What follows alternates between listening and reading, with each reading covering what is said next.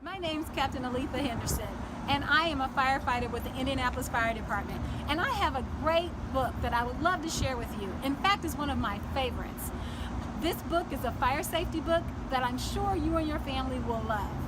I have a few friends that would like to also help me read this book to you. What do you say? You have a few minutes? Let's get started. No dragons for tea. One warm, sunny day at the end of last week, my mom and I went for a walk to the creek. As I raced down the hill in my little red wagon,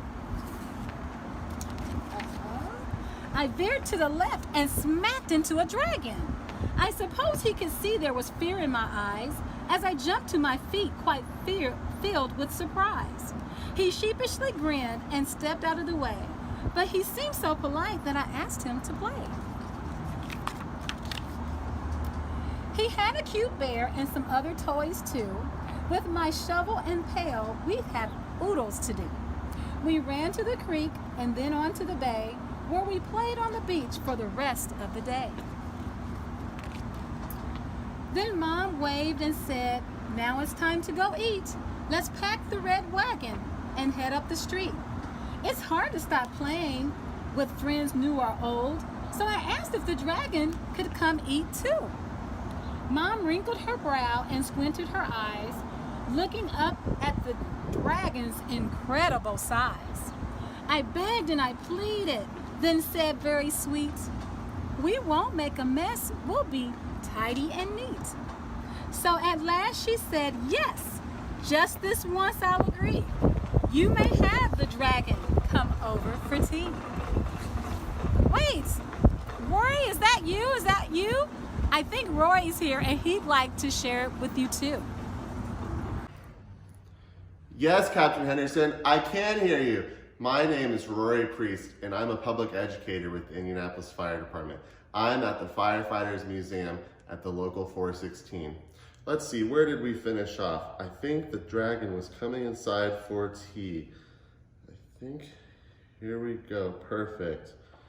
So, we had carrots and apples, thick slices of ham with fresh homemade biscuits and strawberry jam, cold glasses of milk, and a great big dill pickle. But the pepper we sprinkled sure made my nose tickle. Then the dragon's nose twitched and he started to wheeze. His eyes misted up and he blew a great sneeze. Achoo went the dragon.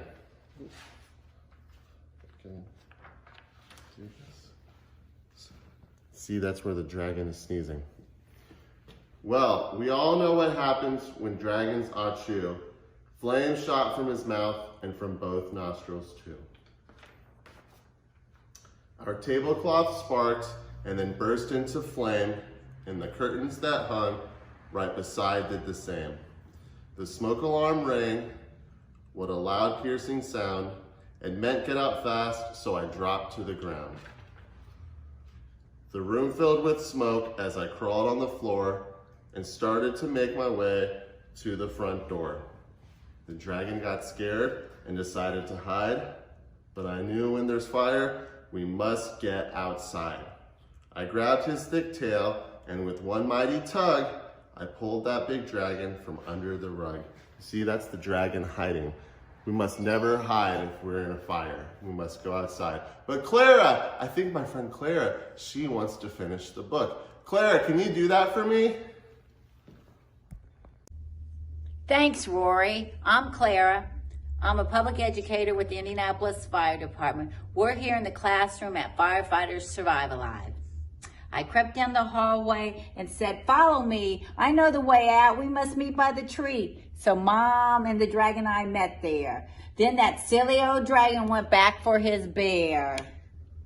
We ran up and caught him and I wouldn't let go. And I said, "Listen, dragon, here's what you should know. Don't ever go back. That just will not do. We can get a new bear, but we can't replace you." Since the fire was burning inside our home, we went to the neighbors to borrow the phone. Mom knew what to dial and said, "Calm and clear. Here's our full street address. Send the fire trucks here." Now, my friend Kyron, he's going to read some pages to you. Here you go, Kyron. Thank you, Clara. Hi, I'm Kyra, and we are going to pick up where Clara left off. Let's get started. Before very long, down our street they came sailing, with bright red flashing lights and loud sirens wailing.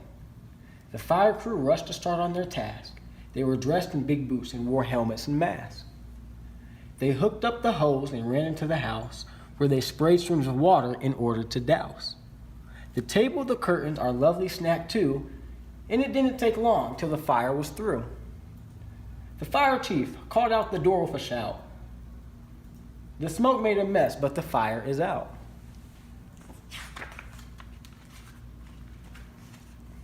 My poor friend the dragon knew he was to blame, so he hung down his head and wept great tears of shame.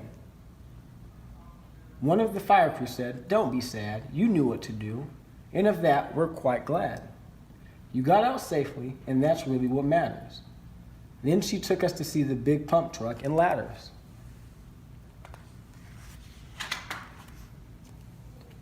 The dragon put on a shiny red hat, and I asked to see where the fire crew sat. She showed us the siren, the hoses and lights, and the ladders they climb up to reach higher heights. The rest of the fire crew checked all the rooms while the fan in the door blew out gray smoke and fumes.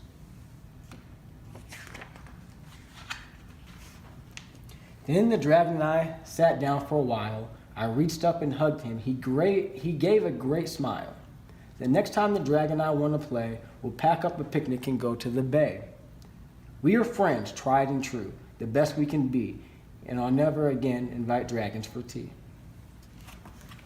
All right, everyone. Well, this includes our book on No Dragons for Tea.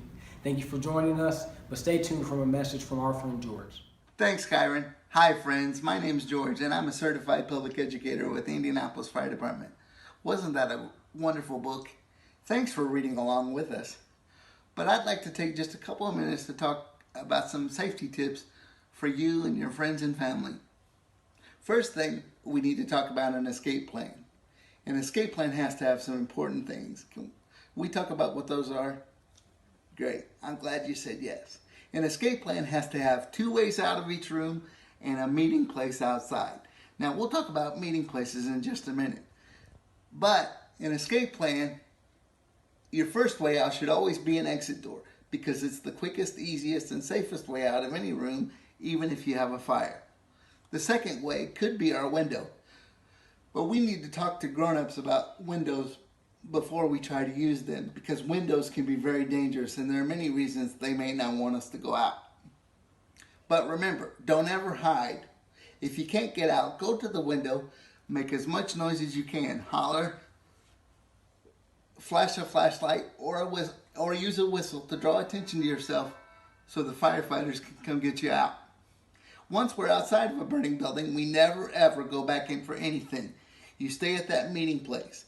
A meeting place has to be something that's far enough away from the house that everybody knows where it is, but you're out of the way of the firefighters so nobody gets hurt. And friends, if you need help with your escape plan, don't hesitate to give us a call. Firefighter Survival Live, a program with the Indianapolis Fire Department at 317-327-6707. Or if you need a free smoke alarm and you're in the Indianapolis area, you can call 317-327-6093 or go to indy.gov/IFD. That's all for now, friends. Don't forget to give us a like and share. Bye-bye.